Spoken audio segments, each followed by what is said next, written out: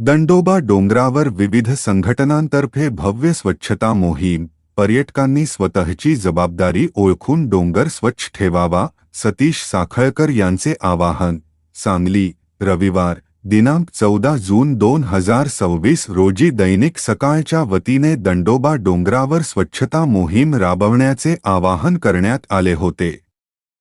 या आवाहनाला सांगली जिल्ह्यातील विविध सामाजिक संस्था आणि पर्यावरणप्रेमी नागरिकांनी उत्स्फूर्त प्रतिसाद दिला. काल सकाळपासूनच दंडोबा डोंगरावर विविध संघटनांचे प्रतिनिधी आणि नागरिक मोठ्या संख्येने जमा झाले होते.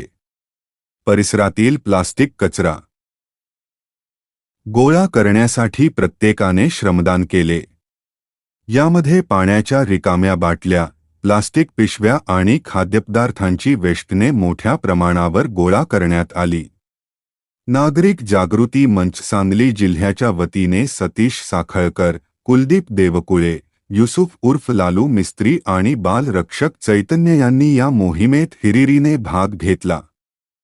या प्रसंगी बोलताना नागरिक जागृती मंचचे सतीश साखळकर म्हणाले की दंडोबा डोंगरावर येणाऱ्या सर्व पर्यावरणप्रेमी आणि पर्यटकांना आमचे नम्र आवाहन आहे की आपण सोबत आणलेले प्लास्टिक, पाण्याच्या बाटल्या किंवा खाण्याचे पदार्थ वापरल्यानंतर तो कचरा तिथेच टाकू नये.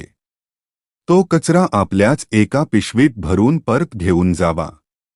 आपण किती दिवस स्वच्छता मोहिमा राबवणार यालाही काही मर्यादा आहेत. प्रत्येक नागरिकाने स्वतःची जबाबदारी ओळखली तरच दंडोबा डोंगर कायम स्वच्छ आणि निरोगी राहील.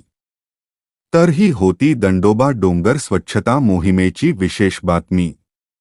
अशाच नवनवीन आणि ताज्या घडामोडींसाठी आपल्या सम्यक महाराष्ट्र न्यूज चॅनेलला नक्की सबस्क्राईब करा आणि लाईक, शेअर करायला विसरू नका. सम्यक महाराष्ट्र न्यूजसाठी मी प्रमोद चिनके. धन्यवाद.